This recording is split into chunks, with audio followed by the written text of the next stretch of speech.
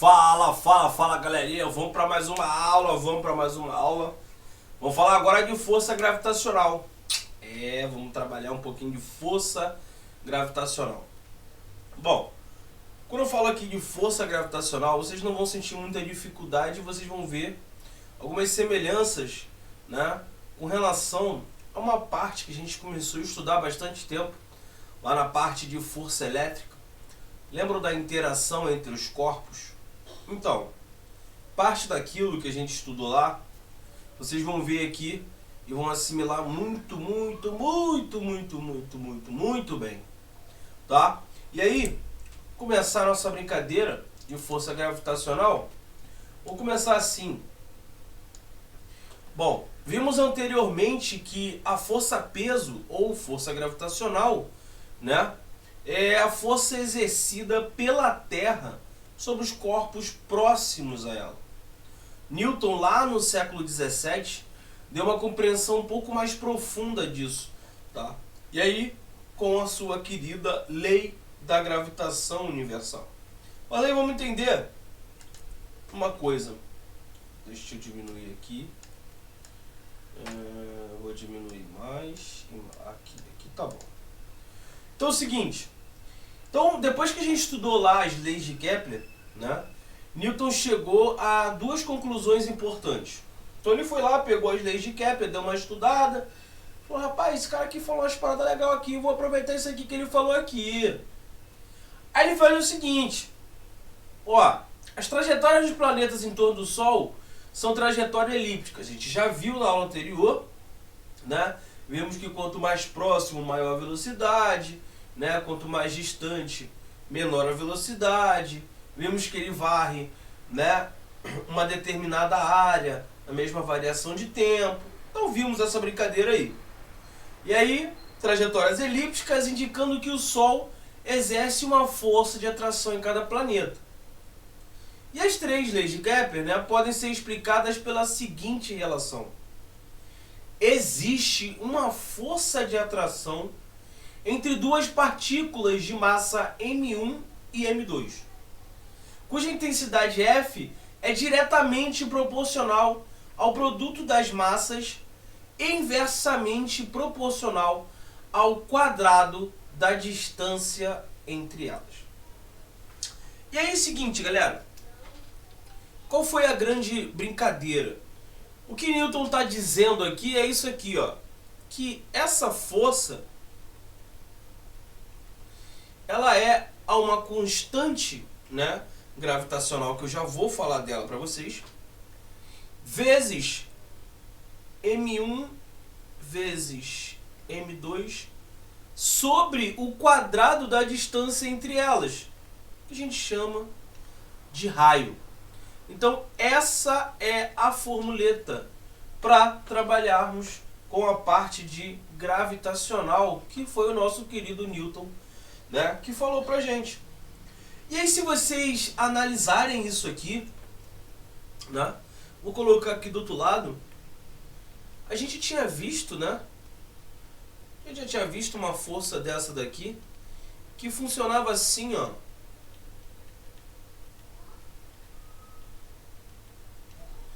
Lembram dessa força? Lembram da força elétrica, como eu havia falado para vocês? Então, ó, temos uma constante eletrostática vezes o módulo da carga 1 vezes o módulo da carga 2 sobre a distância entre elas ao quadrado. É a mesma coisa que a gente tem aqui na lei de gravitação universal, tá? Nós temos uma constante gravitacional universal, temos a massa de um vezes a massa do outro sobre o raio, que na verdade é a mesma coisa, né? É a distância entre esses corpos ao quadrado. Então essa equação a gente chama ela de lei da gravitação universal, tá? Essa constante de proporcionalidade, que é o Gzão colocou ali, a gente chama ela de constante gravitacional universal, tá? E ela é determinada experimentalmente. O seu valor no SI é 6,673 vezes 10 a menos 11. Na maioria dos casos vai ter uma aproximação aí para 6,7, tá? 6,7 vezes 10 a menos 11. Mas o valor dela no SI é esse aí. Então vai depender do valor que a questão der para você. E agora vamos para uma observação. A palavra universal na expressão da lei, né, da gravitação universal, ela tem o sentido de indicar que essa lei é válida para todos os corpos do universo. Por isso, universal, né? Na época de Newton, essa ideia não era óbvia, tá? Até o século XVII, a maior parte dos pensadores achavam que, não, isso aí, né, não vai funcionar. Por quê? Porque corpos celestes obedeciam a leis diferentes das que regem os corpos terrestres. Então, para os corpos terrestres, a gente poderia até... Não, essa lei aí de Newton faz sentido, né, para corpos terrestres. Agora, para celestes, acredito que não faço. Isso não era óbvio. Mas, porém, contudo, entretanto, todavia, hoje sim. E aí o seguinte, deixa eu botar aqui, aí. Para corpos extensos, a lei também é válida, tá? Ainda que o cálculo seja um pouco mais complicado por causa dos seus valores, tá?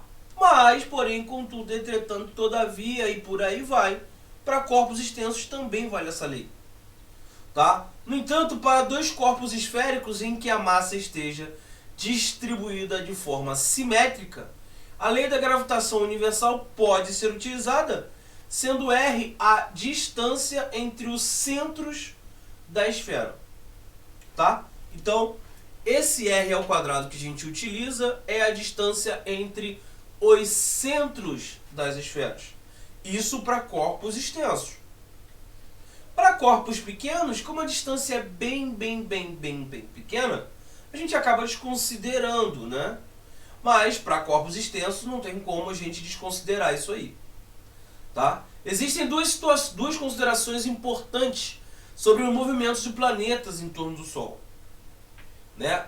Lei de ação e reação, né? Se o Sol exerce uma força de atração, o planeta também exerce uma força de atração em relação ao Sol. E aí, nesse modo, o que acontece? O Sol sofre uma ação, né, uma força de atração de cada um dos planetas solares. Logo, ele não tem como ficar em repouso, tá? Porém, a massa do Sol é muito mesmo.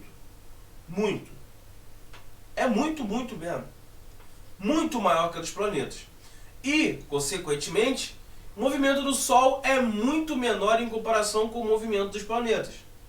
Então, gente, quando a gente fala lá no início, né, daquela movimentação entre, né, elétrons e o próton, que a gente chamava lá de Maracanã, que não se movia, é a mesma situação em relação ao Sol.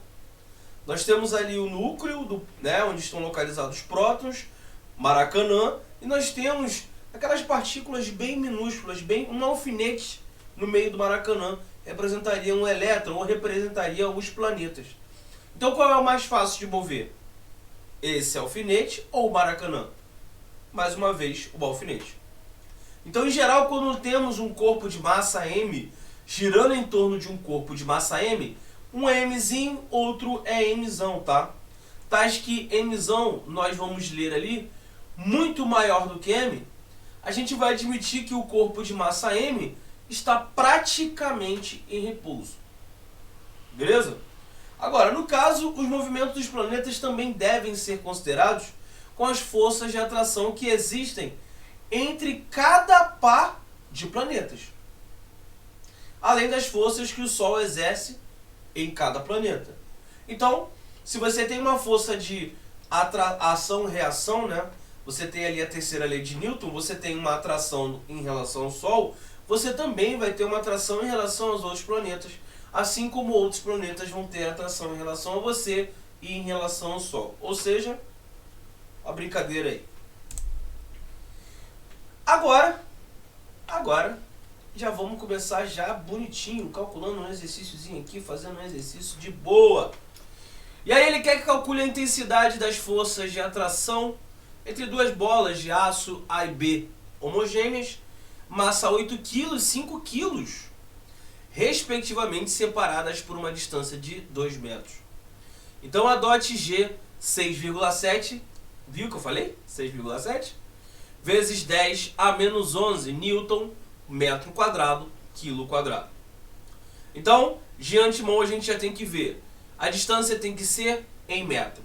Tá em metro? Ok. A massa tem que ser em quilo. Estão em quilos? Estão. Perfeito. E a gente vai achar a força. Qual é a unidade de força? Ah, tá bom, pensei. Pensei que tinha esquecido. Então, força é igual a constante M1 vezes M2 sobre essa distância ao quadrado. A nossa constante é 6,7 vezes 10 a menos 11 vezes 8 vezes 5. Isso dividido pela distância ao quadrado. 2 ao quadrado é 4. Então eu vou simplificar aqui, ó. Dá 2. Isso vai dar 6,7 vezes 10. Aqui vai dar 2 vezes 5, 10. 10 elevado a 1 vezes 10 elevado a menos 11. Dá 10 elevado a menos 10 Newton, né? Então reparem, uma coisa bem interessante aqui. Cálculo simples, rápido, fácil, feito e acabou. Reparem que essa força, galera, né, para essa constante gravitacional de 6,7 vezes 10 a menos 11, para essas massas, 8 e 5 quilos, essa força de atração entre elas ficou muito pequena, né? Ali nós temos 6,7 vezes 10 a menos 10, ou seja, 0,0000000. Me perdi. Até me perdi. É muito zero. Então é muito zero, é muito pequeno. Tá? E aí, por que isso? Então, como podemos notar nesse exercício, quando a massa do objeto é pequena, a intensidade da força é muito pequena. E dessa forma fica difícil, né, de ser observada essa força. Agora, esse cenário é o que veremos em geral com objetos à nossa volta. Pessoas, automóveis, pedras, materiais à nossa volta mesmo. Agora, estão continuamente se atraindo, mas com forças de intensidade bem desprezíveis, bem pequenas. Né? Nós vimos ali um caso de 2 objetos com 8 kg e outro com 5. Olha a atração. Desculpa, gente. Olha a atração. Muito pequeno. Apenas quando um dos corpos tem massa grande, a força de ação gravitacional tem efeitos, né, que vão começar a ser percebidos. Como é o caso dos planetas, da Lua, do Sol. Agora, para massas pequenas, a força tem valor pequeno devido ao valor de G ser muito pequeno. Gzão, tá? Quando eu falo Gzão ali, é a constante gravitacional. 6,673 vezes 10 a menos 11. É muito pequeno. Então, dessa forma, a determinação do Gzão em laboratório não é fácil de ser feito, tá? Mas ele foi realizado lá em 1798 pelo inglês Henry Cavendish. Inglês Henry Cavendish. Tá certo? Não sei, mas eu tentei. 71 anos após a morte de Newton. Ou seja, na época de Newton não tinha esses meios ainda para calcular, né, para você chegar ali a essa ação do G, né? Porém, 71 anos depois, né, conseguiu-se uma tecnologia que conseguisse medir isso aí, já que para corpos pequenos fica um pouco complicado de você calcular isso aí. E aí, lei da gravitação universal e a terceira lei de Kepler. Olha o seguinte, a seguinte vai obter a terceira lei de Kepler, a partir da lei da gravitação de Newton, que a gente já viu, para o caso particular em que a órbita, né, trajetória do planeta é circular. Então, isso nós estamos levando em consideração que a órbita do planeta, né, a trajetória, é circular. Ah, mas mestre, não é... a gente já viu que na verdade é elíptico. Por que está falando ali que é circular? É um caso específico. Como na figura, considere o movimento circular de raio R e uniforme de um planeta de massa M em torno do Sol, suposto em repouso, cuja massa é o Mzão, como a gente viu, muito, muito, muito maior. A figura indica apenas a força gravitacional, né, F sendo exercida sobre o Sol, né, do Sol sobre o planeta. Mas lembra o seguinte, temos a força gravitacional, tá? Menos F, que o planeta exerce sobre o Sol. Para ação-reação, beleza? F menos F. Mesma direção, porém sentidos contrários. Beleza. Então, pela lei da gravitação universal, nós sabemos o quê? Nós sabemos que F é igual a Gzão, Mzão, Mzinho, vezes dividido pelo raio ao quadrado, que é essa distância, né? Agora, no entanto, essa força no movimento circular, nós conhecemos essa força, né? É uma tal de força centrípeta, não é isso? Então essa resultante centrípeta que atua no planeta tem o módulo V, né, de velocidade do planeta. Então, o que a gente vai fazer? A gente vai fazer isso aqui, ó, igualar. Então, ó, Gzão, Mzão, Mzinho sobre R ao quadrado é igual a Mzinho vezes velocidade ao quadrado sobre o raio. Então aqui, ó, tchau, querido. Opa, tchau também. Logo, a velocidade ao quadrado é igual a Gzão, Mzão sobre R. Passando para lá, opa, raiz de Gzão, Mzão sobre R. Essa é a nossa querida velocidade nessa órbita que eu estou mostrando para vocês. Beleza? E aí, vou demonstrar uma brincadeirazinha aqui para legal, bem bacana para vocês aqui. Deixa eu demonstrar aqui. Então aqui, ó. Deixa eu botar a caneta para funcionar aqui. Foi. Então aqui vamos pensar o seguinte. Nós já chegamos ali à nossa velocidade, né? Já vimos que a velocidade é raiz de Gzão, Mzão sobre R. Tá aqui. Só que é o seguinte, como é que a gente calcula uma velocidade no movimento circular? Lembram disso? Como é que a gente faz isso? Lembram que é o comprimento, ou seja, 2πr sobre o período em que ele faz isso? Lembram disso? Lembram dessa velocidade linear? E aí, olha que interessante. Podemos igualar, né? Aqui, ó. 2πr período. E aí, ó. Logo, Gmzão sobre R é igual a 4π ao quadrado R ao quadrado T ao quadrado. É engraçado que você fala R ao quadrado, mas bota R cubo. Mas tudo bem, isso faz parte. Logo, a gente tem o seguinte, ó.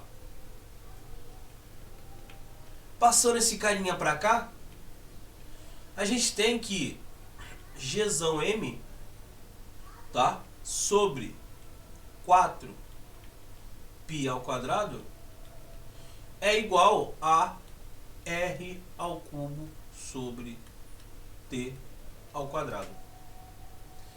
Engraçado, né, que esse Gm, né, Gzão, Mzão sobre 4π ao quadrado igual a R ao cubo sobre T ao quadrado. Impressionante, né? Porque nós já vimos algo relacionado a isso aqui na nossa querida lei de Kepler, né?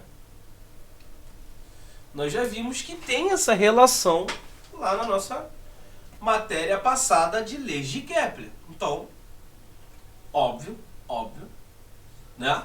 Você não lembra? Você dá uma voltada lá, né? Vamos voltar para pegar essa parte da matéria, tá? Mas o seguinte, a única coisa que eu posso dizer para você é que esse R ao cubo sobre o período ao quadrado, ele era constante. Logo, se ele era constante, quer dizer que Gzão e Mzão sobre 4π ao quadrado também vai ser constante.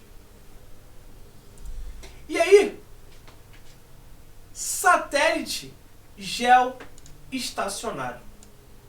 Deixa eu aumentar um pouquinho aqui. Aí.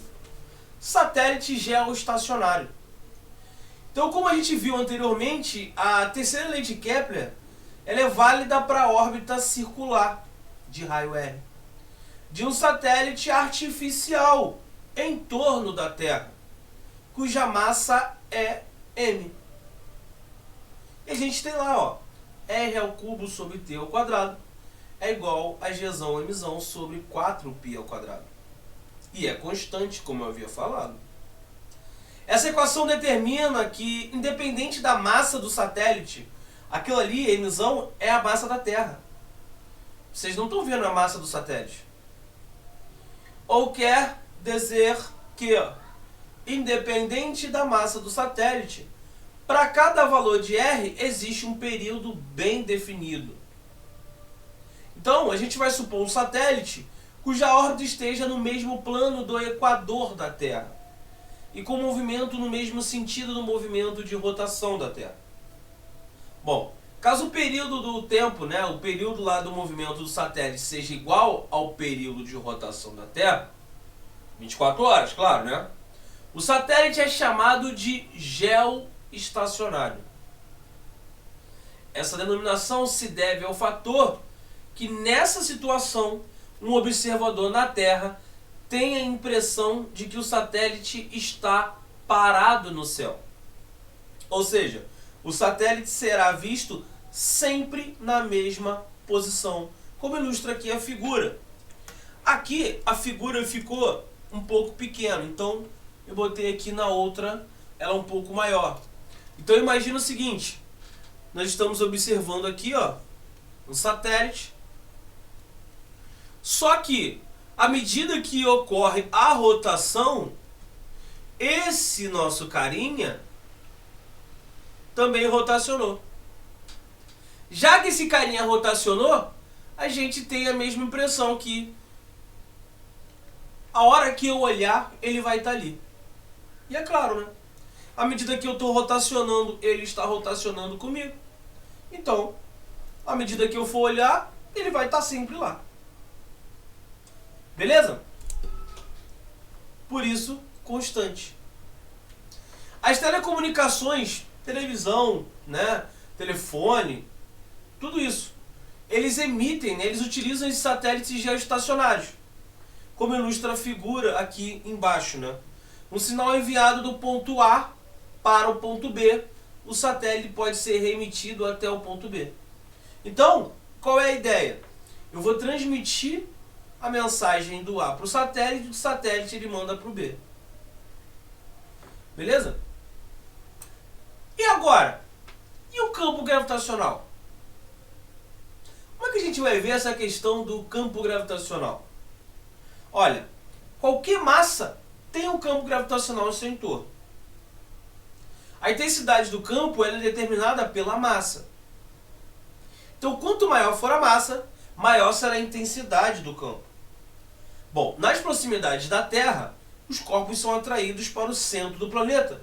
Por causa de quem? Por causa de quem? Por quem? O campo gravitacional terrestre, claro. A força de atração, ou força gravitacional, provoca uma variação de velocidade, daí uma aceleração, nos corpos em queda livre. que nós já vimos essa matéria, e muito. Essa aceleração é uma característica específica do planeta, que é diretamente relacionada à quantidade de matéria, de massa que ele possui. Então, essa aceleração a gente chama de aceleração da gravidade. Já estudamos já há muito tempo ela, indicada pela letra G. No caso da Terra, né, de massa m e raio r, a força gravitacional, né, F, pela qual um corpo é atraído, é o próprio peso, P do corpo. A gente já conhece peso, m vezes g. Tranquilo? Só que aí, vou demonstrar uma brincadeirazinha para vocês. Vamos fazer a interação entre esses caras? Vamos fazer a interação? Vamos fazer a interação desses caras. Então vamos lá. Pensa comigo. Nós temos uma situação ali que é bem simples, ó. Nós temos que F é igual a peso, não é? Só que quem é esse F? Bom, a gente já viu que é Gzão, não é isso? Vezes, vou botar Mzão como a massa da Terra, Mzinho como a massa do corpo, sobre a distância ao quadrado.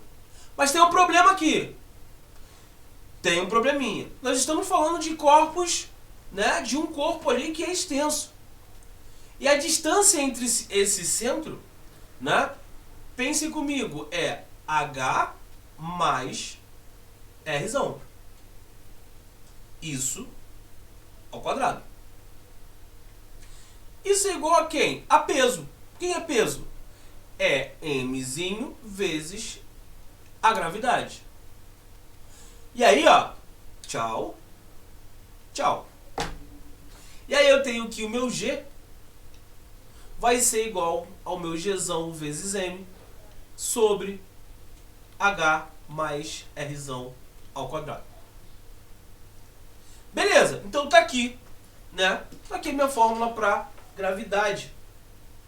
Só que é o seguinte, se um corpo está na superfície do planeta, então vou reproduzir, ó. Se o meu corpo está aqui na superfície do planeta, eu não tenho esse H, eu só tenho R.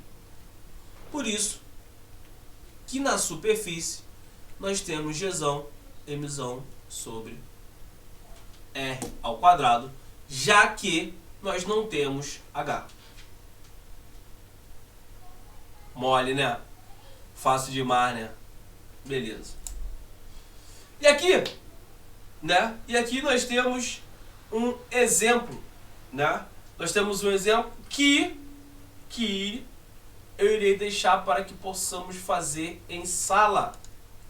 Não só esse, como esse também. Tranquilo? Beleza? Na paz? Então é isso aí, galerinha. Finalizamos essa parte de gravitação.